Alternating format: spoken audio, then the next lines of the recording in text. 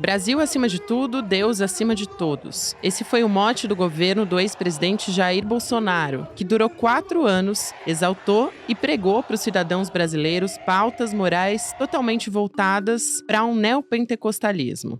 No seu mandato, Bolsonaro contou com apoio de figuras como os pastores Silas Malafaia e André Valadão e também da mulher dele, a Michele Bolsonaro. Grande parte do eleitorado cristão se tornou fiel ao novo Messias. 1 em cada 3 adultos.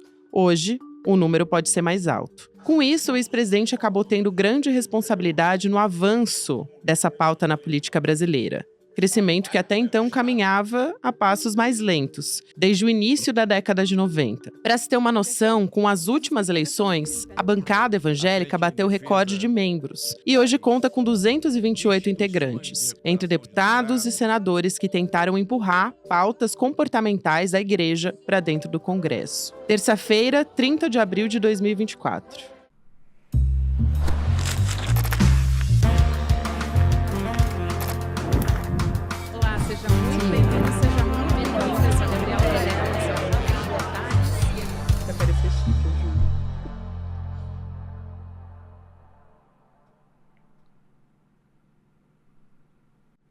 Olá, seja muito bem-vindo, seja muito bem-vinda. Eu sou a Gabriela Varelli e esse é o videocast em detalhes. E aqui, sempre de segunda a sexta-feira, a gente conversa com um convidado, uma convidada, para analisar uma notícia ou um assunto importante do momento. A gente vai fazer um pouco das duas coisas hoje. Eu vou conversar com a jornalista, escritora Ana Virgília Balussier, que lançou um livro agora, em abril, o livro Púlpito. Ana, obrigada por aceitar nosso convite. Seja muito bem-vinda ao Vicélio em Detalhes também. Oi, tudo bem? Muito legal estar aqui para debater esse tema. Vambora. Vambora. A gente tem muita coisa para falar. Em meia hora vai ser difícil. Milagre da multiplicação do tempo. A gente vai conseguir. Vamos nessa. Eu quero começar falando desses casos mais recentes. A gente teve, por exemplo, essa deputada que disse que sofre crentefobia. A gente teve a Michele Bolsonaro, mais uma vez, subindo, né, no carro durante a manifestação para fazer um discurso bastante, quase uma palestra, né, numa igreja, usando recursos da Bíblia, enfim. A gente está vivendo um momento, inclusive a crentefobia me parece que virou também uma lenda, né, entre uma parte ali, não quero inclusive generalizar, é sempre importante a gente deixar isso claro, né, quando a gente está falando de evangélicos, a gente está falando aqui não de todos os evangélicos, mas de uma parte de um grupo do neopentecostalismo, só para ficar claro para quem está nos acompanhando. Mas quando a gente fala de crentefobia, a gente já tinha ouvido isso no passado e agora voltou, né? Uma coisa meio como se fosse um terraplanismo bolsonarista, mas eu quero te ouvir a respeito disso. Como que a gente está encarando esse momento em que a gente tem parte da imprensa ouvindo essas pessoas, ouvindo essas declarações, né? E muitas vezes não trazendo uma contextualização, de fato, do que está acontecendo. Vamos partir desse ponto, eu acho, dessas notícias mais recentes, para daí a gente ouvir a respeito do seu livro, ouvir o perfil dessas pessoas e entender como é que isso está sendo encarado em um contraponto com a nossa democracia e é o nosso momento político. Vamos lá. Uau, vamos lá, várias coisas. A primeira que eu queria falar primeiro é importante frisar que a gente não pode generalizar. Contudo, temos visto nos últimos anos uma escalada aí dessa presença cristã na política e a primeira coisa que eu digo não tem nada de novo no que a Michele Bolsonaro disse naquele ato que teve na Avenida Paulista pelo marido dela, né, o ex-presidente Jair Bolsonaro. Ela falou que os cristãos precisavam ocupar a política porque senão o diabo ia ser uma terra do diabo lá. Vale a pena vir de novo ou não vale a pena vir de novo, dependendo do ponto de vista que você adotar, porque isso a gente já percebe esse discurso nos anos 80. Por exemplo, quando Lula foi candidato em 1989, o Edir Macedo, na Igreja Universal dele, ele puxou um coro, né, porque, enfim, na pregação que ele fazia, que era o diabo na corda bamba, vamos colorir, vamos colorir. Colorir, obviamente, uma alusão a Collor e o diabo, uma alusão ao Lula. Mesmo na Assembleia Constituinte, que estava lá a cargo de fazer a nova Constituição brasileira, É aí que talvez eu coloque como marco zero esse Big Bang aí da participação evangélica mais expressiva na política. Você até tinha um ou outro crente que estava lá participando, mas nunca de uma forma, digamos, articulada. Na Assembleia você teve a primeira bancada evangélica, não foi uma frente parlamentar assim, oficializada, mas era a primeira bancada evangélica, e você tinha, por exemplo, o José Sarney, que era o presidente na época, falando, olha, eles são uma novidade, aí a maior novidade, uma das maiores novidades da Constituinte. O Ulisses Guimarães, que era o presidente da Constituinte, falando que os deputados de Deus deram um banho bíblico nele. O que muda? Até então, de novo, assim, o segmento evangélico, sem generalizar, mas tinha uma linha muito forte que é crente não se mete em política. Isso era um bordão mesmo. Não só em política, não se mete em meios de comunicação, não vai para o carnaval. Ele queria distância do que ele via como úlceras do mundão, que eles falam mundão, assim. Tudo que era devasso, era do diabo, eles não queriam se contaminar. E aí você tem uma mudança para um novo lema que é irmão vota em irmão. Esse é o título de um livro que, enfim, ficou popular, assim, nesses bastidores do poder e tal, que era a premissa de que se o evangélico, ele estava lá, ele tinha uma missão divina de salvar o mundo, né? E a visão de salvar o mundo é você tentar colocar o que você acredita. Você acredita em limitar o aborto? E na época era muito importante, por exemplo, barrar o divórcio na Constituição. Isso não acabou bem sucedido. E uma série de direitos que eram muito importantes. Então, como é que você faz isso? Se afastando do mundo? Não, uma ova, né? Você tem que estar lá no meio, justamente. E aí você elegeu uma bancada considerável, para quem passou de quase 0,1 para 33, de repente. E aí começou essa ideia de que os evangélicos eles deveriam participar do mundo. Isso também coincidiu com muitos programas de televisão. O próprio Silas Malafaia e o Edir Macedo, eles compraram horários nas grades televisivas e viraram, enfim, o Silas Malafaia, antes de ser o que a gente conhece hoje, ele era um televangelista muito popular.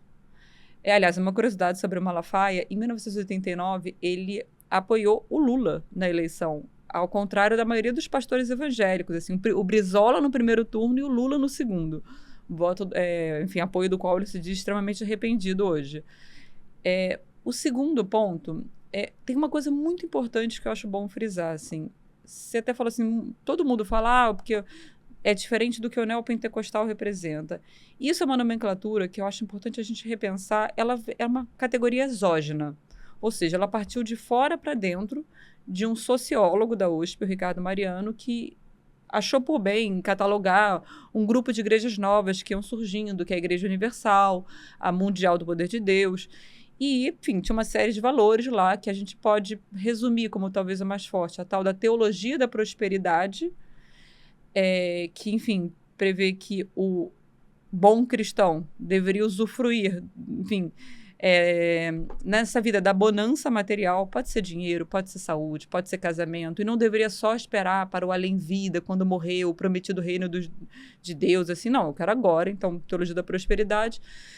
E ele criou, em 1990, essa categoria que colou. Só que se você perguntar nas igrejas, ninguém vai falar que é neopentecostal. Você vai falar, eu sou pentecostal, eu sou histórico, eu sou protestante, eu sou reformado, eu sou renovado. Neopentecostal é uma coisa que as pessoas de fora usam. E, principalmente, hoje, esse mesmo sociólogo, ele prefere nem usar mais o termo, porque ele acha que está muito confuso o que é o quê. O que eu sempre uso como exemplo, Silas Malafaia. O Malafaia ele é da Assembleia de Deus, que é uma igreja pentecostal. Agora, ele não é, então, neopentecostal, mas ele é certamente o ator evangélico mais presente na política hoje e mais bolsonarista. Pela mesma forma, aberta e com capilarização, ele é o mais forte deles. Só que, ao mesmo tempo, ele dialoga com os neopentecostais. E terminamos com o discurso de Michele Bolsonaro na Avenida Paulista, né? Assim, o que ela falou lá. Isso traz muito, uma palavra, uma teologia que circulou muito para explicar, são duas, na verdade. Tanto a teologia do domínio, quanto a teologia da guerra espiritual. Primeiro é importante falar, assim, nem tudo se explica com teologia do domínio, que tem uma carga muito forte de estar tudo dominado, os evangélicos querem dominar tudo. Tem um pânico moral também, assim, que é colocado aí, como se evangélico fosse necessariamente sinônimo de algo ruim.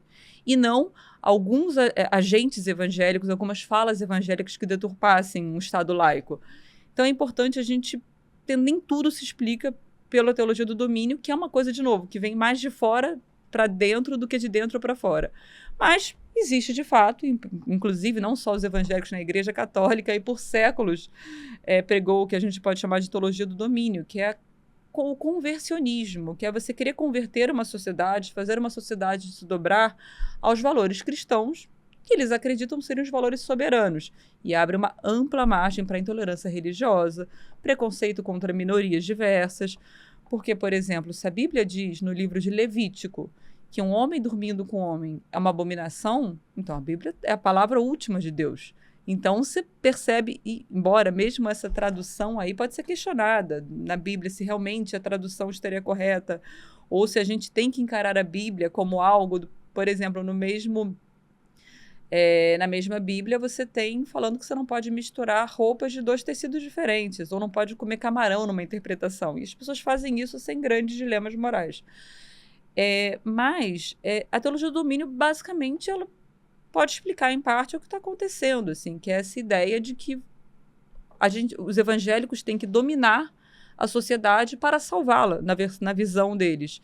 E o que é a teologia da guerra espiritual que complementa a teologia do domínio? É a ideia de que existe uma guerra contra o bem e o mal em ação. E não é só, antigamente você poderia falar, quando você ia numa igreja, aí sim, uma igreja tipicamente neopentecostal, e você via uma mulher se debatendo com supostos demônios, que aí o pastor clássico. só Deus expulsa o diabo das pessoas, aquilo era uma presença do bem contra o mal. O marido alcoólatra que a mulher quer livrar também seria o bem contra o mal. E como isso se traduziu na política? A esquerda é o mal. Na eleição de 2022, você viu uma propagação de discursos no sentido de cristão de verdade não vota na esquerda. E a ideia de que a esquerda representa tudo de mal que tem e ela tem que ser expurgada para redenção da sociedade. A gente mesmo vê a própria Michelle Bolsonaro, enquanto primeira-dama, ela falou que o Palácio do Planalto agora finalmente era Deus, que Cristo estava lá, e que os demônios, uma alusão aos governos petistas anteriores, iam ser finalmente escorraçados de lá. Então, bom, a gente pode continuar conversando aqui, Sim. mas é muita coisa mesmo. Não, a minha pergunta, inclusive, ia ser justamente sobre a teologia do domínio e sobre a guerra espiritual. E, para mim, ficou muito marcado na campanha presidencial, quando a Damares foi fazer uma pregação também numa igreja, e aí diz... Não é uma guerra política, é uma guerra espiritual. E aí ela estava contando aquela história que depois ela até foi processada, assim, sofreu uma ação porque disse que crianças estavam sendo abusadas na Ilha do Marajó e que estavam arrancando dentes. E aí depois ela disse, não, na verdade eu ouvi dizer que... Mas eu não tenho provas de que aconteceu. E foi nessa mesma ocasião que isso aconteceu. Então, é isso, são diversos discursos, a pregação da Michelle traz isso também, muito forte, mas eu achei muito interessante você também trazer esse contexto da Constituinte de 88, porque começou, de fato, ali também uma pauta comportamental muito forte, então, do que não pode acontecer, né, no cidadão de bem talvez tenha surgido ali também, né, o cidadão de bem, as famílias de bem, a mulher que tem que usar uma saia assim assado, muita coisa saiu dali também. Eu digo isso porque eu estudei também a Constituinte, mas a perspectiva das mulheres, né, do lobby Bancada do batom. do batom, né? Isso. Bancada do batom. Mas muita coisa também saiu dali, dessa pauta comportamental. Aí eu te pergunto, como é que a esquerda, ou melhor, né, os progressistas, foram lidando com isso desde a Constituinte de 88, já que a gente está falando mais ou menos dessa época aí, que foi quando eles começaram a ocupar o Congresso. O que faltou, né? Foi um excesso de simplificação?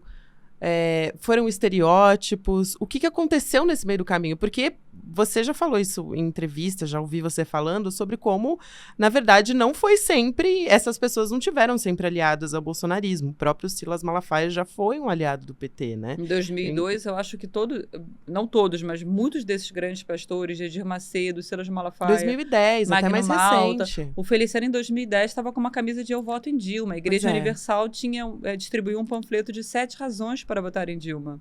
Então, o que aconteceu para eles virarem esses aliados de primeira hora do bolsonarismo? O que eles enxergaram ali, né? Porque eles ocuparam esse espaço hoje. Olha, a primeira resposta, a resposta curta é como os progressistas lidaram muito mal. Essa resposta curta. É o cidadão do bem. Obviamente, não é uma categoria inventada pelos evangélicos. A própria Igreja Católica tinha uma presença fortíssima. Quando a gente pensa no golpe de 64, a gente tem a marcha para, enfim, da família lá, que ajudou a engrossar esse caldo aí golpista de 64. Agora, em 1990, logo depois que o Lula perde a primeira eleição, tem uma entrevista muito curiosa do André Singer, que depois viraria o, enfim, porta-voz do governo Lula, em que ele pergunta para o Lula, o que aconteceu? Aí lembra que na época tinha uma reprise, você vai ver, uma fake news que na época já era recorrente, que era de que o Lula iria fechar as igrejas. Agora, naquela época, hoje em 2022, a gente viu a mesma fake news surgindo, só que naquela época ela tinha um sinalzinho diferente, que era o Lula vai fechar as igrejas não católicas, porque a Igreja Católica seria a grande parceira, ele estaria interessado em colocá-la de novo como a igreja oficial do Estado. Uma baboseira completa, mas o André Singer pergunta, o que aconteceu? Por exemplo, os evangélicos aí. E o Lula responde que talvez eles não tivessem dado a devida atenção, tivessem subestimado. E eu acho que por muitos anos a esquerda continuou a subestimar por preconceito e também por ignorância, incompreensão mesmo do que significava aquilo. Era como se fosse, se a gente fechar os olhos, isso vai desaparecer, a gente não precisa lidar com isso, eles não vão crescer, só que o milagre da multiplicação populacional aconteceu e, de novo, é legítimo que eles queiram ocupar espaço no debate público, não é legítimo impor valores e perseguir minorias, mas colocar as suas vozes, lutar pelas suas causas, isso sempre vai ser legítimo de qualquer grupo, enfim, social organizado. Só que foi ficando um fosso muito grande entre os dois lados. Eu gosto de, enfim, eu tenho uma metáfora que eu gosto de falar, é como se fosse um juros de cartão de crédito, que se você não paga a primeira fatura e vai deixando acumular, ela vai ficando num juros exponencial que você depois vai ser inquitável. E o que aconteceu nesse meio tempo? Desde, assim, se tem nas igrejas evangélicas até então, o que a gente pode... Quando eu falo das igrejas evangélicas, eu falo desses líderes nacionais de projeção nacional que são capazes de maior mobilização. Obviamente, eu não falo de tudo e todos, mas eles são espécies de bússolas importantes para os pequenos pastores e para a base de fiéis.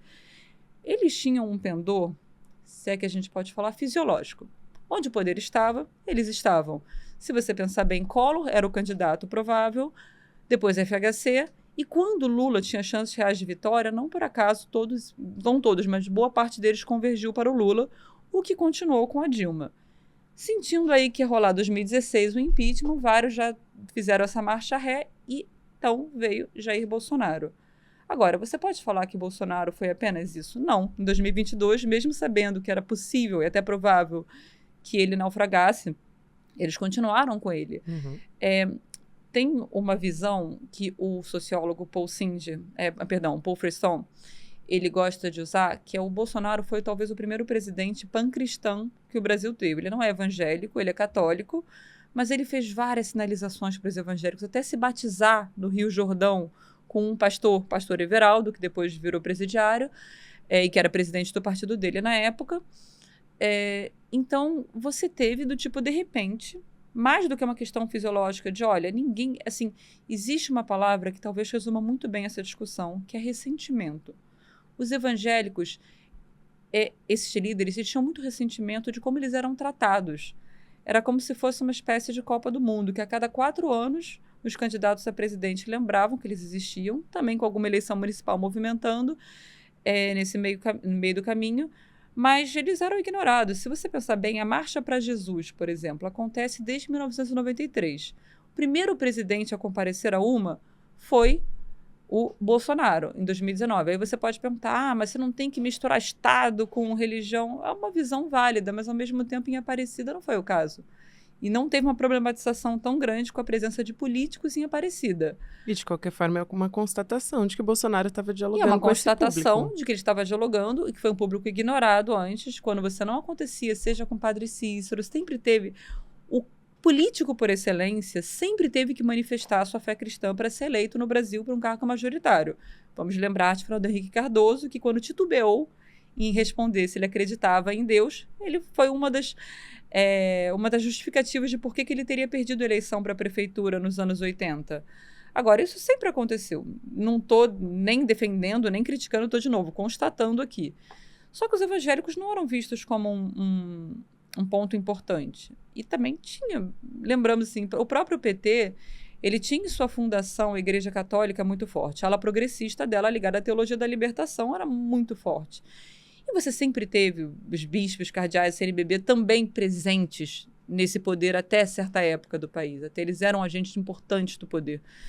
E mesmo na própria ditadura militar, você tinha uma participação de parte da igreja importante, dessa cúpula da igreja.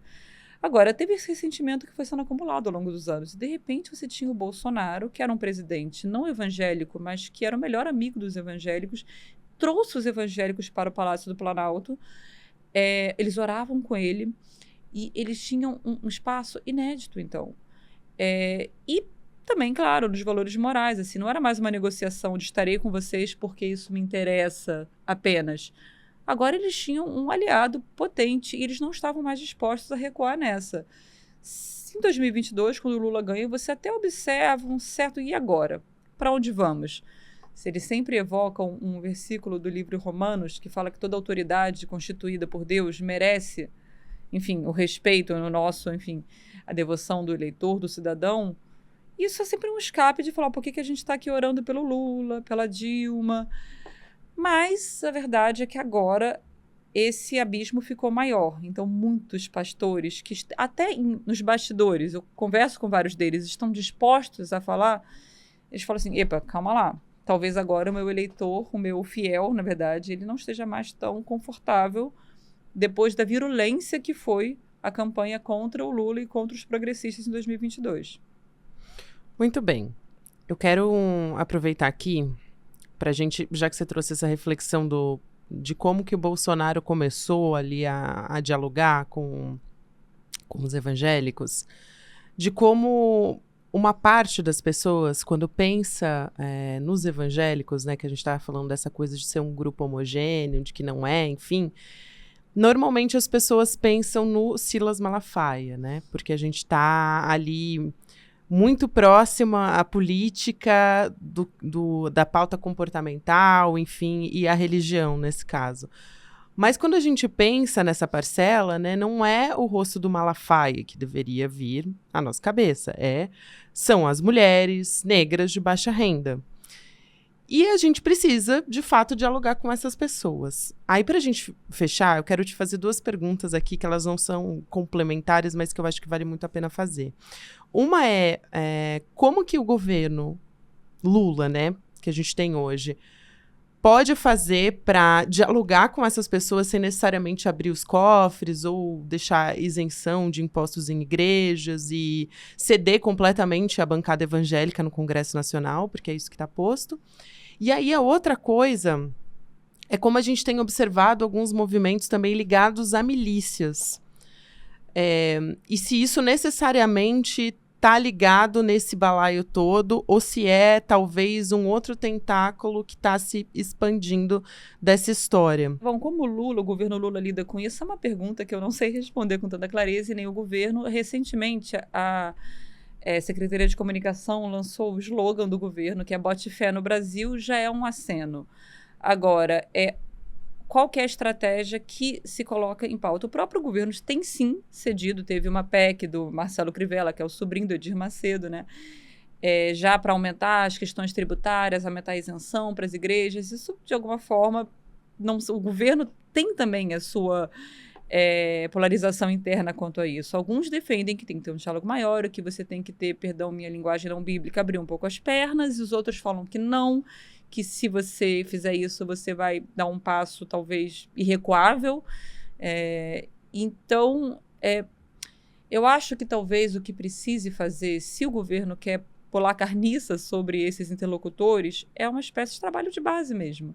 E aí vem aquela questão de se você pensar que a maioria da igreja, de fato, das igrejas evangélicas são compostas por mulheres negras e pobres. Aí, quando você fala trabalho de base, por exemplo, é creche nessas regiões. Trabalho de base são as micro-igrejas que existem nas periferias. São, por exemplo, eu vou dar um exemplo que, enfim, Nas aldeias indígenas, se você for hoje, em boa parte delas na Amazônia, você não vai encontrar, tem talvez um posto de saúde, talvez uma escolinha, mas você tem igreja evangélica em várias delas.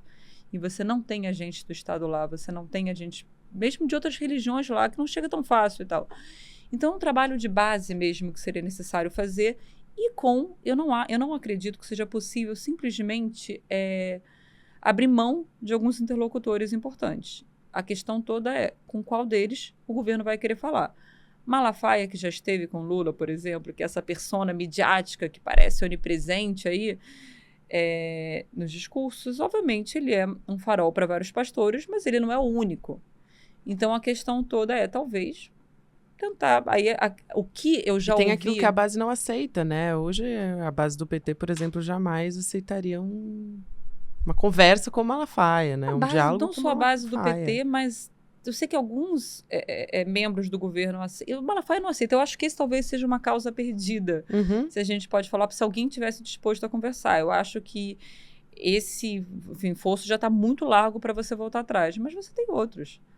Você tem, enfim, o próprio Estevão Hernandes, que é o fundador da Marcha para Jesus. Ele recebeu uma carta do Lula pela primeira vez justificando por que o Lula não iria no ano passado para a Marcha para Jesus. Ele enviou o Jorge Messias, o advogado-geral da União, que é evangélico. A Benedita da Silva também estava lá. Então, existe alguma predisposição no governo. Agora, eu ainda acho que é o trabalho de base que vai vingar. O outro ponto importante que a gente tem que falar sobre essa questão, eu nem diria tanto milícias, mas são tráfico. Existe muita questão do tráfico evangelizado. Primeira coisa que eu falaria é real uma intolerância religiosa, muitas vezes capitaneada por traficantes dito evangelizados que vão lá e falam, olha, se na religião evangélica de fato existe, mesmo dependendo do grau, assim, de uma forma mais ou menos nociva, a ideia de que as religiões afro-brasileiras são diabólicas e têm que ser expurgadas, isso existe, isso é real. Na Igreja Católica eu também pensava assim, em grande parte. Assim. Tem o traficante Peixão, do Complexo de Israel, Sim. no Rio de Janeiro, que é meio que o simbolismo dessa ideia o Complexo de Israel, né? Esse traficante é justamente quem eu ia citar logo agora. Assim, ele chegou lá e assim, a presença da religião no tráfico sempre existiu. Muitos terreiros, inclusive, estavam lá para o traficante que fecha o corpo, que usa guia de proteção. Ou você chegava, o mesmo traficante que louvava São Jorge, Ogum, Exu. Então, o sincretismo brasileiro estava muito presente. Você vê pichado nos muros das favelas, tem um livro da Viviane Oliveira que fala muito bem sobre isso, sintetiza muito bem tudo isso. Você via lá Nossa Senhora Aparecida, ou algumas santas católicas, e, de repente, você tem a lógica do domínio, de novo, de, olha, se aqui agora é evangélico, se eu sou um traficante evangélico, eu vou impor a minha religião aqui, então tudo isso foi eliminado. Muita perseguição a terreiros nesses locais. Eu só acho que a gente tem que tomar cuidado para não generalizar e achar que isso faz parte da lógica evangélica. De novo, a intolerância contra as religiões afro-brasileiras é um fato. O próprio Edir Macedo tem um livro sobre isso, Guias, Orixás e Demônios, enfim, eu esqueci o nome exato do livro agora, que é um best-seller, que ele já prevê que as entidades de Umbanda, os orixás do Candomblé, que eles são... Orixás, caboclos e guias. Deuses ou demônios. Eu tenho esse livro lá em casa, o Jarilha de Cabo a Rabo, e é basicamente a mesma premissa. Seria como a gente vai falar, a cultura da intolerância, que não necessariamente é quem vai lá e pratica, que defende você ir lá e perseguir, apedrejar e até ameaçar com arma uma mãe de santo, um pai de santo, mas está lá presente. Só que isso não é generalizado e muitos pastores, inclusive, vão falar que esses traficantes não são evangélicos, porque o evangélico jamais cometeria essa violência. Só que a cultura da intolerância está lá germinando de alguma forma. É isso. Ana, eu passaria aqui 1 hora facilmente. Você prometeu que passaria rápido e, de fato, passou rápido. Passou muito rápido, mas quero te agradecer. Eu acho muito importante a gente ter essa conversa para começar a delinear, ou pelo menos refletir sobre o que está acontecendo no Brasil, e a gente não pode ignorar ou então a fatura fingir... vai ficar bem cara, como eu disse. Exatamente. É isso. Obrigada. Tá bom, imagina. Obrigada por me convidar, Gabi. A Ana Virginia Baloussier é escritora, jornalista, né, repórter da Folha também, e está lançando agora em abril, lançou já, né, na verdade, agora em abril, o livro Púlpito. Então fica a dica para todo mundo. Eu comecei a ler também, eu já estou gostando bastante. Depois, obrigada. Um beijo, até mais. Obrigada, Gabi. No recado final aqui do Em Detalhes, eu te lembro que o grande evento sobre empreendedorismo vai acontecer em breve, maior evento de empreendedorismo do Brasil, inclusive, de 3 dias, aqui organizado pelo ICL. A gente vai falar sobre o desenvolvimento pessoal, sobre 3 pilares fundamentais dessa história, que são conhecimento, mentalidade e ação, com os maiores nomes do país nessa área. A gente vai ter nos dias 14, 15 e 16 de junho, no Vibra, que é um dos maiores espaços de evento aqui de São Paulo. Então, reserva essa data na sua agenda para a gente se encontrar por lá. Lembrando que esse evento vai ter uma programação de atividades começa às 9 horas da manhã e acaba às 8h30 todos os dias, nesses 3 dias que eu contei aqui para você. Então, não perde o preço de primeiro lote do Despertar Empreendedor que vai acontecer aqui em São Paulo. No despertar2024.com.br você pode acessar, garantir o seu ingresso e também todas as informações sobre esse evento que promete. Depois não vai dizer que eu não avisei, hein, gente, porque o preço vai virar a partir de amanhã. Videocast em Detalhes fica por aqui. Lembrando, você pode nos acompanhar nas plataformas de áudio. Para quem assiste a gente ao vivo pelo YouTube agora, você fica com o Mercado Investimentos, depois tem Rolê ICL e 6 horas da noite, ICL Notícias, segunda edição. Até amanhã. A gente está fazendo história, construindo a maior comunidade de empreendedorismo e negócios do Brasil, hackeando o sistema e vencendo eles nas regras deles. Mas isso tudo é só o começo, porque agora chegou a hora de despertar. A hora de construir um empreendedorismo onde os negócios prosperam e as pessoas têm dignidade. Esse momento histórico vai acontecer aqui, na Vibra São Paulo, a maior casa de espetáculos do Brasil, nos dias 14, 15 e 16 de junho. Anotem na agenda e se preparem. Mais de 4.000 pessoas juntas, participando do evento de empreendedorismo mais incrível já realizado no Brasil. Aqui a gente vai assistir ao melhor grupo de palestrantes já reunido no Brasil. Palestras técnicas com grandes especialistas e shows maravilhosos para sacudir a plateia e colocar essa casa abaixo. E vão ter várias dinâmicas também, para vocês poderem ampliar a rede de relacionamento de vocês e, quem sabe, fazerem vários negócios. Você não pode perder essa chance. Participe do Despertar Empreendedor, esse evento único. Vamos redefinir o conceito de empreendedorismo no Brasil.